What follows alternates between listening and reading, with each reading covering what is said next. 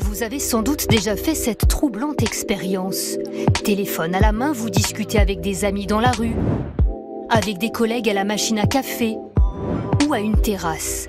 Là encore, vos téléphones ne sont jamais loin. Et curieusement, l'inexplicable se produit.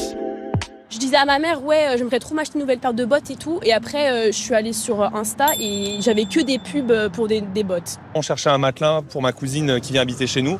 Et le soir même, oh super promo, matelas à moins 30%. Je disais, j'avais envie d'aller en Thaïlande. Et tout d'un coup, sur mon téléphone, je reçois pour la Thaïlande. Une proposition de billets. Des propositions de billets, des publicités. J'en ai conclu très rapidement que c'était un outil dangereux. Votre fidèle compagnon est-il en réalité un mouchard? Vous écoute-t-il? Vous espionne-t-il? Nous avons voulu en avoir le cœur net. Nous avons fait appel à cet ingénieur pour un test. Il a mesuré l'activité de notre smartphone. Je suis en train de capter tout le trafic qui est en train de passer de votre téléphone. Il passe par mon ordinateur. Quand nous discutons, le téléphone agit-il à notre insu? Le micro s'active-t-il, par exemple? Là, le téléphone ne réagit pas et ne nous écoute pas par rapport à ce qu'on est en train de dire.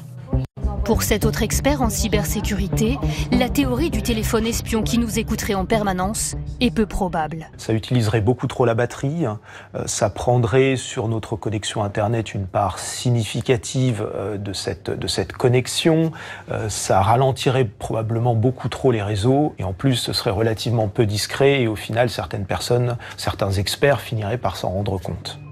Mais alors, comment expliquer ces publicités très ciblées après une conversation anodine? Il faut chercher du côté des applications. Nos téléphones en sont remplis. Parfois, nous installons certaines petites applis gratuites. S'agissant de leurs conditions générales d'utilisation, nous ne prenons pas le temps de lire les pages et les pages de texte. Nous ne faisons pas attention, certaines applis, par exemple, réclament l'accès au micro du téléphone. Trop tard, nous avons déjà validé l'installation. C'est une application gratuite, par exemple un jeu, une application météo, une calculatrice. Elle pourrait vous écouter et revendre ces informations à des régies publicitaires qui, elles, vont ensuite vous proposer de la publicité. En plus, votre téléphone vous géolocalise et vous accompagne dans tous vos déplacements. Il connaît vos loisirs, les produits que vous achetez, la musique que vous écoutez, les recherches que vous effectuez. Tous ces algorithmes peuvent donc, avec précision, vous envoyer des publicités ciblées.